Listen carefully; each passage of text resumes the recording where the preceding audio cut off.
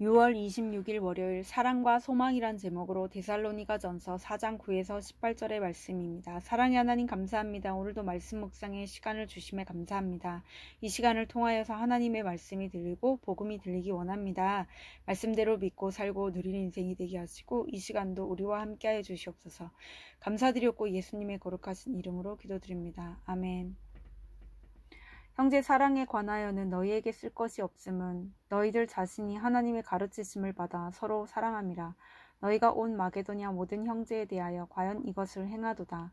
형제들아 권하노니 더욱 그렇게 행하고 또 너희에게 명한 것 같이 조용히 자기 일을 하고 너희 손으로 일하기를 힘쓰라. 이는 외인에 대하여 단정히 행하고 또한 아무 궁핍함이 없게 하려 함이라. 형제들아 자는 자들에 관하여는 너희가 알지 못함을 우리가 원하지 아니하노니 이는 소망 없는 다른 이와 같이 슬퍼하지 않게 하려 함이라.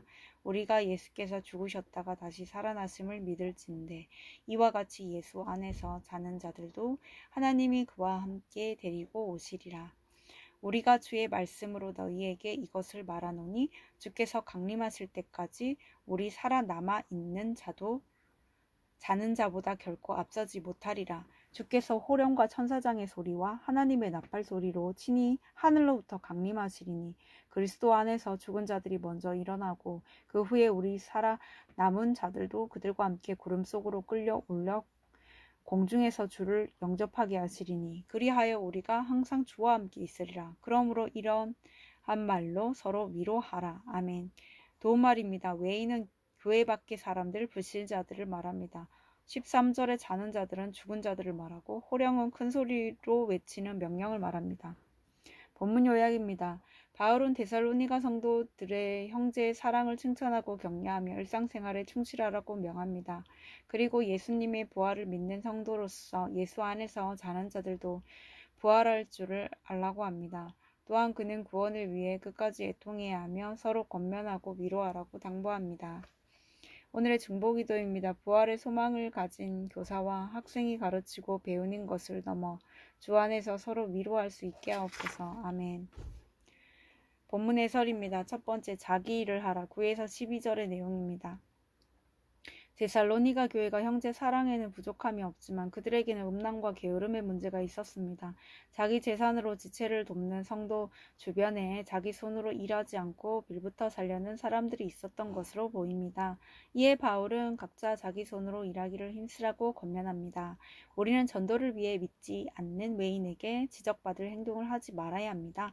그러므로 성도는 공동체 안에서 서로 사랑할 뿐 아니라 일상생활에 충실하고 자기 일을 성실히 해야 합니다. 적용 질문입니다. 주의 일에 힘쓴다고 하면서 오늘 내가 해야 할 일상의 일을 소홀히 하지는 않습니까? 두 번째, 부활의 소망. 13에서 14절의 내용입니다. 성도에게 죽음이 끝이 아니라 영생의 시작입니다. 따라서 성도는 부활의 소망을 가지고 장례식에서 기뻐할 수 있어야 합니다. 하지만 결국 썩어질 이 세상에서 육적으로 누리고 싶은 욕심이 커질수록 부활의 소망은 작아집니다. 부활의 소망이 없어지면 죽음이 두렵고 이 세상에서 누릴 수 있는 것들에 집착하게 됩니다. 눈에 보이는 이 세상에 집착하는 사람은 결국 오늘을 낭비하며 삽니다. 하지만 부활의 소망을 가진 성도는 걱정하지 않고 오늘 하루를 귀히 여기며 삽니다. 적용 질문입니다. 나에게는 부활의 소망이 있습니까? 부활을 믿는다고 하면서도 이 땅에서 누리고 싶어 집착하는 것은 무엇입니까? 세 번째, 서로 위로하라. 15에서 18절의 내용입니다. 부활의 영생을 믿는 성도가 끝까지 애통해야 할 것은 육신의 죽음이 아니라 구원받지 못한 삶입니다. 그래서 우리는 시한부 인생을 선고받고 투병증인 가족에게 괜찮아질 거예요 라고 하기보다 예수님 믿으면 죽어도 다시 살 거예요 라고 위로해야 합니다. 우리 예수 안에서 서로 위로할 것은 죽지 않고 병이 낫는다는 것이 아니라 죽어도 영원히 산다는 것입니다. 이런 말로 서로 위로하는 공동체에 속해 있어야 부활의 소망으로 나그네 인생을 살아갈 수 있습니다. 적용 질문입니다. 나는 힘든 일을 겪는 지체를 육적인 말과 영적인 말 중 어떤 말로 위로합니까? 나는 어떤 말을 들을 때 가장 위로를 받습니까? 오늘 기도하기는 사랑을 외치고 주의 일에 힘쓴다고 하면서 정작 일상생활에는 충실하지 못했음을 고백합니다. 부활하신 주님을 믿는다고 하면서도 눈에 보이는 이 세상에 집착한 것을 용서해 주옵소서. 부활의 소망을 품고 오늘을 귀히 여기며 오직 구원을 위해 애통할 수 있도록 도와주옵소서. 아멘. 묵상 간증입니다. 부자의 눈물이란 제목으로 김헌식님의 말씀 적용글입니다. 4년 전 추수 감사주일에 사춘기 큰아들이 갑자기 제게 반항하는 일이 있었습니다. 순간 분을 참지 못한 저는 아들의 정강이를 걷어찼고 이에 놀란 아내가 아이들을 데리고 처가로 갔습니다. 그 일을 계기로 이혼하게 된 저는 고난 중에 있을 때 말씀을 묵상하는 공동체로 인도되었습니다.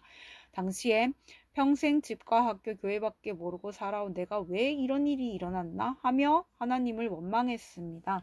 그러나 공동체에서 데살로니가 교회의 형제 사랑 이상의 보살핌을 받으면서 제가 얼마나 큰 죄인인지를 깨닫게 되었습니다. 대학병원 교수가 되고자 자녀 양육을 모두 처가에 맡긴 채 아내와 아이들을 외롭게 한 것이 생각나 회개했습니다. 그리고 4년이 지났습니다. 이제 고 3이 된 큰 아들은 아직도 제게 마음의 문을 열지 않아 만나지 못하고 작은 아들만 2주에 한 번씩 만나고 있습니다. 어느 날 작은 아들과 가정 예배를 드리다 제가 아빠도 엄마도 언젠가 모두 하늘나라로 갈 거야. 그러니 늘 하나님을 의지하고 공동체에 물으며 가렴이라고 했습니다. 그러자 아들은 아빠, 엄마가 없는 게 너무 슬퍼 라며 훌쩍훌쩍 울었습니다. 그 말에 저도 같이 울었습니다. 이후 마음을 진정시키고 아들에게 죽음은 헤어짐의 끝이 아니야. 우리 믿는 사람들은 가야 할 고향이 있는데 그게 바로 천국이야. 형과 너도 이 땅에서 주님을 잘 영접하면 천국에서 항상 주님과 함께 있을 거야 라고 말해 주었습니다. 오직 썩어질 육신을 위해 살다 죽었을 인생인데 아내와 자녀들의 수고로 하나님의 나팔소리 같은 구속사의 말씀을 듣게 하시고 죽은 자들 가운데 일어나게 하신 하나님을 찬양합니다. 이제는 회개에 합당한 열매를 맺는 제사장으로서 부활 소망을 품고 일상생활에 충실한 믿음의 아버지가 되기를 소원합니다. 이분에 적용하기는 큰아들에게 SNS나 손편지로 진정한 사과와 사랑의 메시지를 전하겠습니다. 사춘기인 작은 아들과 가정 예배를 드릴 때 말씀으로 제 죄를 고백하고 용서를 구하겠습니다. 입니다.